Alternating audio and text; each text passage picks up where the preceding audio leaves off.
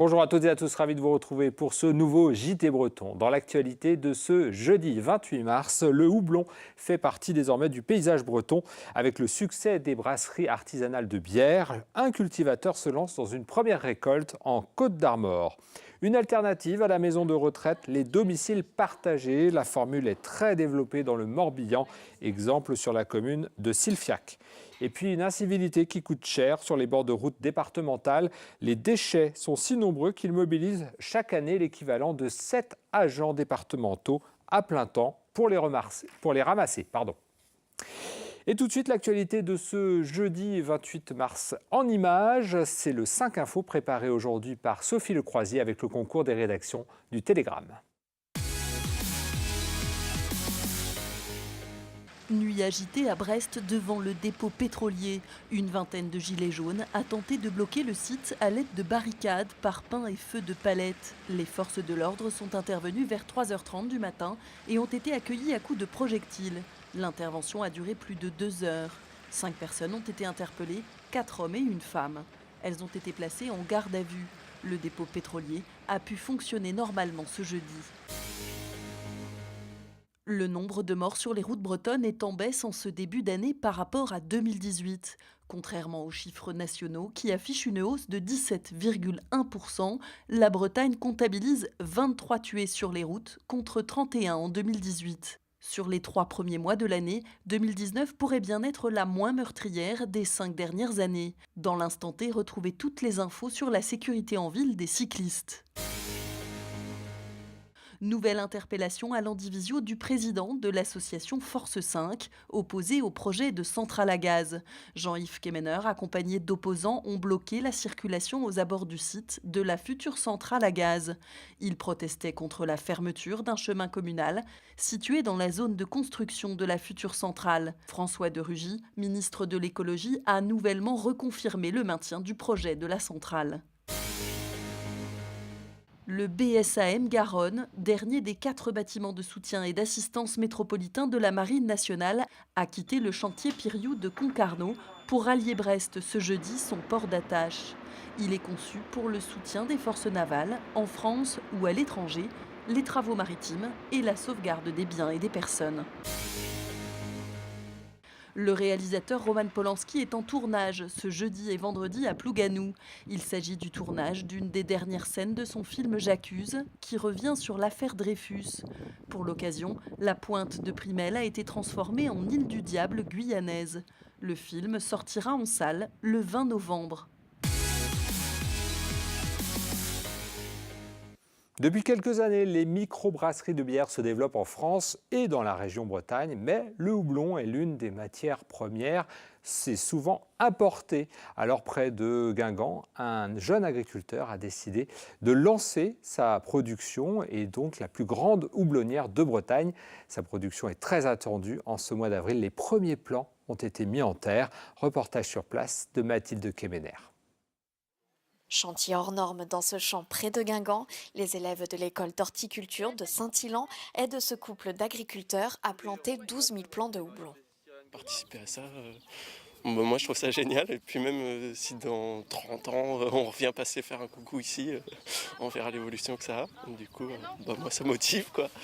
Il y a un an, ce passionné a décidé de créer la plus grande houblonnière de Bretagne et de façon biologique. Certaines microbrasseries étaient déjà prêtes à passer commande lorsqu'il démarchait les banques pour obtenir des financements. La production est très attendue. Avant, les brasseurs, soit ils se fournissaient en Alsace, donc avec la Capoudal, qui fournit un petit peu de houblon. Mais comme la plupart du houblon national est exporté, ils étaient obligés de se fournir. Alors beaucoup de brasseurs se fournissent aux États-Unis. Et là, la bière, elle peut être 100% bretonne. Avant, comme il n'y avait pas de houblon en Bretagne, on ne pouvait pas avoir de bière 100% bretonne. Et nous, on va produire environ 6 tonnes. Et il y aurait un besoin de 50 tonnes, quelque chose comme ça. Donc c'est assez énorme. Sur la ferme, le couple développe aussi un élevage de moutons de Belle-Île, complémentaire à la culture du houblon. Les moutons vont manger les feuilles au niveau du bas et donc du coup vont essayer de faire un courant d'air sec au niveau du sol. Ça va assécher, donc essayer de limiter les maladies type champignons. Et si il y a la maladie sur les feuilles, ça va passer dans le tube digestif du mouton et tuer la maladie et la transformer en engrais. D'ici quelques mois, ce houblon atteindra 6,50 m de hauteur. La première récolte est prévue pour septembre 2019. En 25 ans, les domiciles partagés ont fleuri sur le département du Morbihan, un département précurseur de ce type d'hébergement à destination notamment des personnes âgées. Le concept, une colocation de 8 personnes dépendantes. Le département en compte plus d'une quarantaine implantées sur son territoire, notamment dans les petites communes rurales. Karine Chevrolier s'est rendue à Silfiac. Tisplane ou la Maison Lumineuse en breton. Dans ce domicile partagé vivent 5 colocataires âgés de 83 à 95 ans. Des personnes désorientées, en perte d'autonomie, qui ne peuvent plus vivre seules. L'assistante de vie est là pour assister les résidents, à les aider à manger, s'habiller, faire leur toilette. On s'adapte aux résidents, chacun a son petit rythme. On a des résidents qui se réveillent à 6h30, donc ils ont leur petit déjeuner soit en chambre, soit ici. Après, c'est leur rythme, ils font comme ils veulent. S'ils veulent aller faire un tour dans le jardin, ils y vont. On est là pour surveiller quand même, mais il n'y a pas de règles. Des assistantes de vie se relayent ainsi de jour comme de nuit, une structure à taille humaine où les liens se tissent au fil des jours. Leurs histoires, leurs photos, souvent dans les chambres. Et c'est vraiment intéressant parce qu'on peut les projeter dans ce passé. Donc il y a vraiment un rapport intéressant de se dire ah ben, c'était comme ça. Puis des fois on fait des rapprochements. Ah oui, mais c'est pour ça qu'il réagit de telle façon, parce qu'il s'est passé ça dans le passé. Ou, voilà. On les imagine avant, ils ont un vécu derrière. Ici, tous les frais sont partagés entre les colocataires. En moyenne, il leur en coûte 1 300 € par mois, aide soustraite. Une alternative aux EHPAD, particulièrement adaptée aux petites communes rurales. C'est des petites structures avec une dimension familiale et c'est ça aussi l'avantage des petites communes où tout le monde se connaît, etc. Donc ça permet aussi de retrouver du lien, de retrouver une ambiance très, très familiale, très proche des gens. Ils ont encore une place dans le groupe, voilà, chacun avec sa personnalité, etc. Et ça, c'est extrêmement important, quoi. Mais l'équilibre financier repose sur la présence de 8 personnes. Le 16 mars dernier, la petite fille de Thérèse, tout juste 89 printemps, lance un appel sur les réseaux sociaux. En moins de 2 semaines, il est relayé 30 000 fois et porte ses fruits.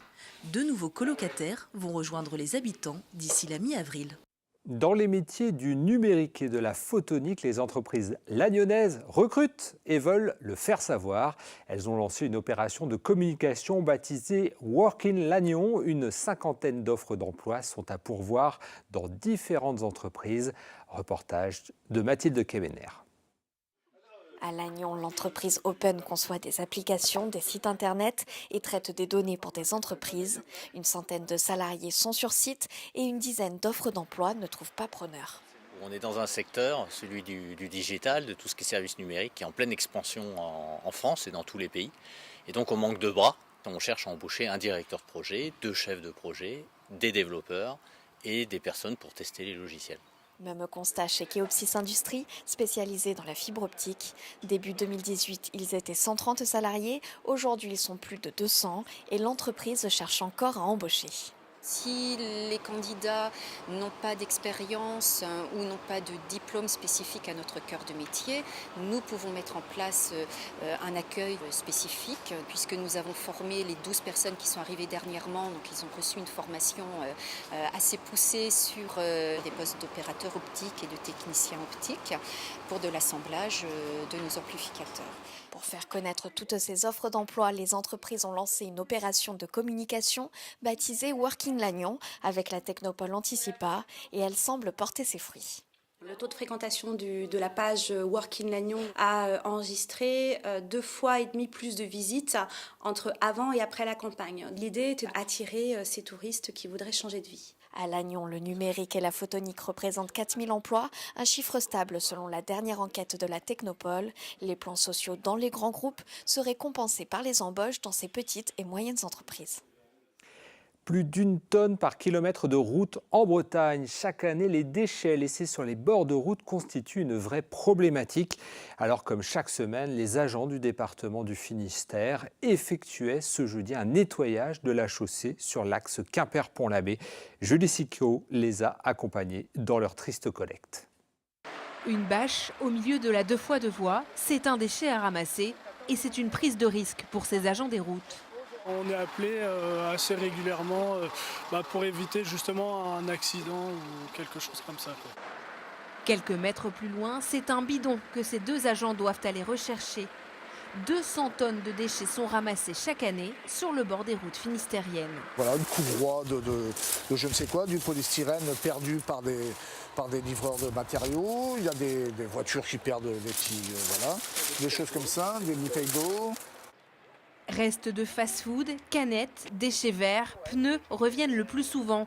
Ces agents trouvent aussi parfois des frigidaires ou des canapés.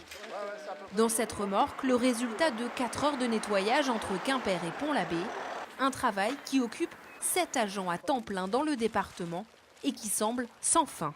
On constate qu'aujourd'hui, 3 semaines environ après, 1 mois environ après, eh bien, vous voyez, les déchets se réaccumulent, ce qui va nécessiter notre opération. Lorsque les pareuses, qui est l'engin qui fauche les accotements, passent dans les accotements, on réduit en fait les déchets en micro-déchets. Donc une fois réduits en micro-déchets, c'est des déchets qui sont pour très longtemps dans les dépendances des routes, donc dans les fossés en particulier. Des micro-déchets qui mettent ensuite plusieurs siècles à disparaître. Il faut compter 200 ans pour une canette et 500 pour une bouteille plastique. Ce fléau qui ne trouve de solution que dans le civisme semble se répandre.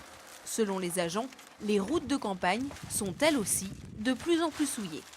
Cette édition est terminée. Merci de nous avoir suivis. Tout de suite, vous retrouvez l'instant T. Pauline Ferco essaye de répondre à cette question. Les villes bretonnes sont-elles vélo-friendly? En clair, y a-t-il de la place pour le vélo en ville dans les agglomérations bretonnes? Et puis Christophe Boucher reviendra sur les interrogations quant à l'avenir de l'aéroport de Quimper. Enfin, Audrey Barbet revient sur le tablier chic avec la marque Le Tablier du Brigadier. Pour notre part, on se retrouve demain à 19h pour un nouveau JT breton. Et puis n'oubliez pas, vous pouvez revoir ce JT sur notre site tbotv.fr ou tbo.bzh, c'est encore plus simple. Merci de nous avoir suivis. À demain, 19h.